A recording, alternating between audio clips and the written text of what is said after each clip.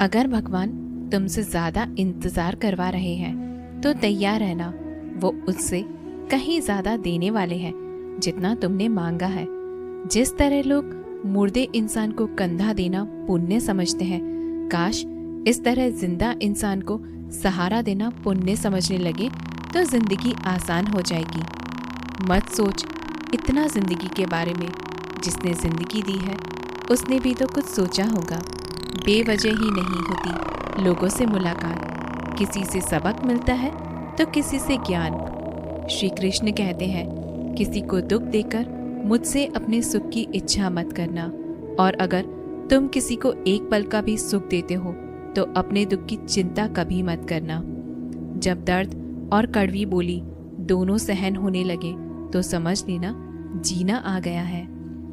कौन क्या कर रहा है, कैसे कर रहा है, क्यों कर रहा है, इन सब से आप जितना दूर रहेंगे उतना ही खुश रहेंगे। हंसते रहो तो ही दुनिया साथ है, वरना आंसुओं को तो आंखों में भी जगह नहीं मिलती। जीवन में जो भी होता है वो किसी वजह से होता है, या तो वो आपको कुछ बनाकर जाता है या फिर सिखाकर। कटना, पिसना और अंतिम बूंद तक निचोड़े जाना, गन्ने से बेहतर कौन जानता है कि मीठा होने का नुकसान कितना होता है। जब कोई दिल दुखाए तो सबसे बेहतर है कि हम चुप हो जाएं, क्योंकि जिन्हें हम जवाब नहीं देते उन्हें फिर वक्त जवाब देता है। अंधे, बहरे, गूंगे बनकर अपने लक्ष्य पर ध्यान देते रहो। यहाँ इतने खाली लोग हैं कि न खुद कुछ करेंगे न करने वालों को कुछ करने देंगे, और उनका मनोबल भी तोड़ देंगे। लोग जरा सी बात पर आपको छोड़ देते हैं और भगवान जरा सी प्रार्थना से आपको थाम लेते हैं। कर्मों से डरिए, ईश्वर से नहीं। ईश्वर तो माफ कर देता है मगर कर्म नहीं। ये अटल सत्य है कि जैसे बछड़ा 100 गायों में अपनी माँ को ढूंढ लेता है, उसी प्रकार कर्म अपने कर्ता को आज ही नहीं तो कल ढूंढ ही लेता है। नियत साफ और मकसद सही हो तो यकीनन किसी न किसी रूप में ईश्वर भी आपकी मदद करते हैं। जिंदगी में जितना शांत रहोगे अपने आप को उतना ही मजबूत पाओगे, क्योंकि लोहा ठंडे होने पर मजबूत होता है। गरीब रहोगे कोई ध्यान नहीं देता, मेहनत करोगे तो सब हंसेंगे, लेकिन जब कामयाब हो जाओगे तो सब जलेंगे।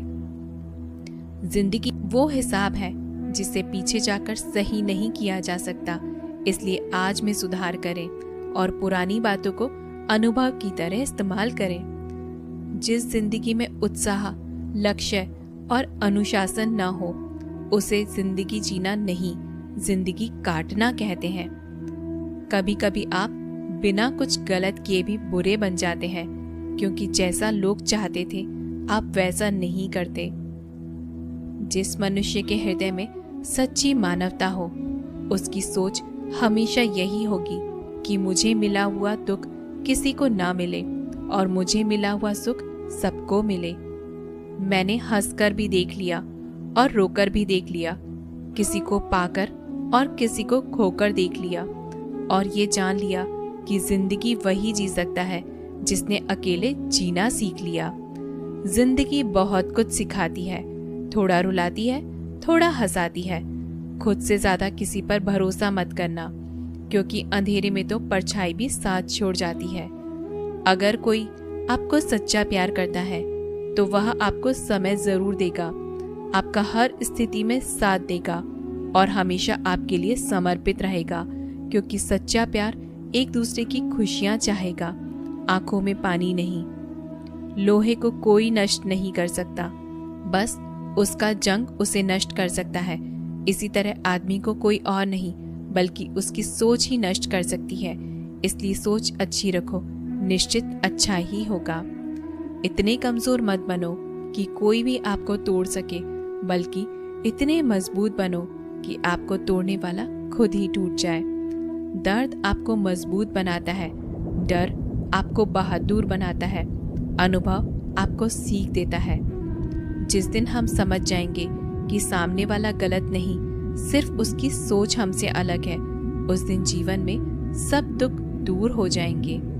क्यों रोते हो मन का ना होने पर, जो लिखा है वो होकर रहेगा। एक रास्ता बंद करने से पहले भगवान 10 रास्ते खोल देते हैं। गर्मी के मौसम में पत्ते सूखने के बाद भी पंछी घोंसला नहीं छोड़ते, क्योंकि वो जानते हैं कि फिर से बरसात आएगी और पेड़ पर नए पत्ते आएंगे। जो हुआ उसे भूलकर नई शुरुआत करो और याद रखो, जिसका कोई नहीं होता उसका भगवान होता है। मतलब से जुड़े रिश्ते मतलब तक साथ देते हैं, लेकिन दिल से जुड़े रिश्ते आखिरी सांस तक निभाते हैं।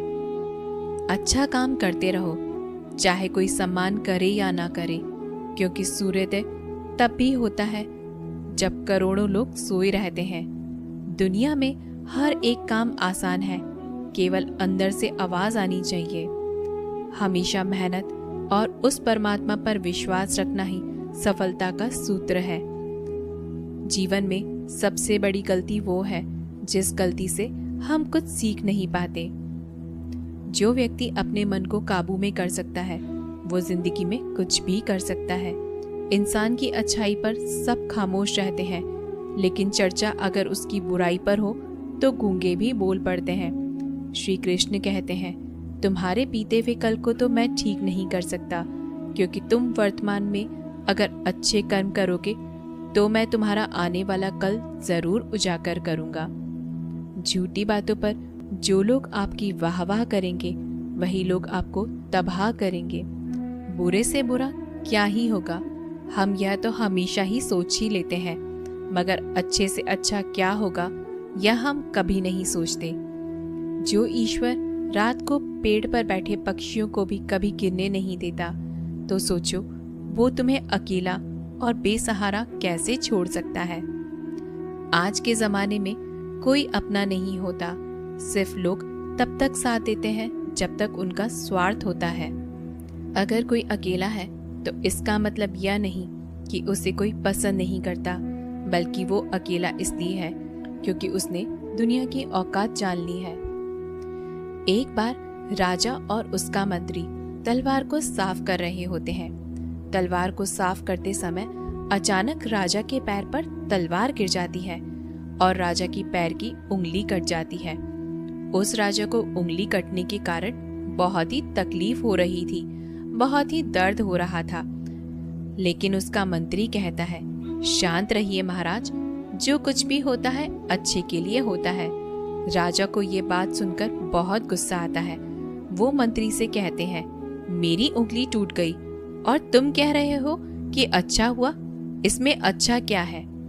फिर भी वो मंत्री महाराज को समझाने की कोशिश करता है, पर राजा मंत्री की एक सुने बिना गुस्से के कारण मंत्री को काल कोठरी में बंद करने का आदेश देता है। पर मंत्री को इस बात का कोई दुख नहीं था। उसका अब भी कहना यही था, जो भी होता है अच्छा होता है, और वो अपनी खुशी से अपने आप को सैनिक के हवाले कर देता है। राजा इस बात को सुन के चौंक जाता है और सोचता है कि मेरा मंत्री कितना मूर्ख था। उसे लग रहा था कि मैंने उसे उसकी अच्छाई के लिए कैद कर दिया। फिर इस घटना को हुए 3 महीने बीत जाते हैं। एक दिन राजा अपने सैनिकों को लेकर शिकार करने जंगल के लिए जाता है। राजा को एक हिरन दिखता है। उस हिरन का पीछा करते करते राजा अपने सैनिकों से अलग हो जाते हैं और घने जंगल में चले जाते हैं, पर वो उस हिरन को पकड़ नहीं पाते और जंगल में खो जाते हैं।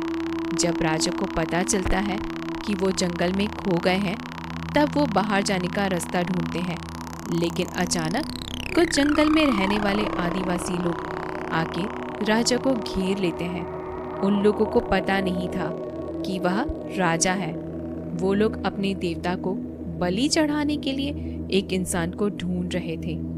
आदिवासी लोग राजा को पकड़कर अपने इलाके ले जाते हैं। राजा उनको बार बार समझाने की कोशिश करते हैं, पर उनको राजा क्या बोल रहे थे कुछ समझ नहीं आता।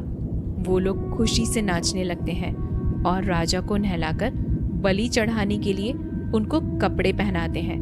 अब राजा को लगता है कि वो मरने वाले हैं।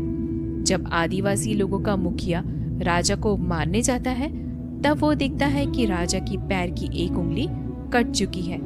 इसे देखकर उनका मुखिया कहता है कि इस इंसान की बलि नहीं दी जा सकती क्योंकि ये इंसान पूरा नहीं है, इसका एक अंग कटा हुआ है और उनके भगवान को एक पूरे इंसान की बलि ही दी जा सकती है। और अगर ऐसे इंसान की बलि दी जाए जिसका अंग पहले से ही कटा हुआ है तो उनके देवता खुश होने की जगह नाराज हो जाएंगे। फिर वो लोग राजा को छोड़ देते हैं। राजा खुशी खुशी अपने महल चला जाता है और सोचता है कि अगर मेरी उंगली उस दिन न कटी होती तो आज मेरी मौत हो जाती। इसका मतलब मंत्री सही कह रहा था कि जो कुछ भी होता है अच्छे के लिए होता है। फिर राजा अपने सैनिकों को आदेश देता है कि जल्दी से जाकर मंत्री को रिहा किया जाए। फिर राजा मंत्री को अपना पद वापस देते हैं और पूछते हैं, मंत्री, उस दिन मेरी उंगली कट गई तो मेरे लिए अच्छा हुआ, यह तो मैं मान गया, लेकिन तुम जेल में हो, इससे तुम्हारा क्या अच्छा हुआ? मंत्री खुशी खुशी राजा से कहता है, महाराज, आप शिकार करने के लिए जाते तो आपके साथ मुझे भी आना पड़ता, और अगर मैं आपके साथ आता तो वो लोग मुझे मार देते क्योंकि मेरा शरीर पूरा है। मंत्री की बात सुनकर राजा को समझ आता है कि जो कुछ भी हमारे जीवन में होता है वो अच्छे के लिए होता है। अगर हम अपने जीवन में भी देखें तो हमारे जीवन में भी कुछ मुश्किलें आती हैं तो हम उनका सामना नहीं करते और हम उनको ही दोष देते हैं कि ये मुश्किलें हमें आगे बढ़ाने और मजबूत करने के लिए आती हैं। हमें हर मुश्किलों को सकारात्मक तरीके से देखना चाहिए क्योंकि हर चीज कुछ ना कुछ सिखा कर जाती है और हर व्यक्ति के जीवन में सुख और दुख का आना जाना रहता है। दोस्तों, आशा करते हैं आपको हमारी वीडियो पसंद आई होगी। अगर आपको हमारी वीडियो पसंद आए तो हमारे वीडियो को लाइक करके ऐसे ही वीडियोस के चैनल को सब्सक्राइब करना न भूलें। मिलते हैं अगली जीवन बदलने वाली वीडियो में। तब तक के लिए धन्यवाद।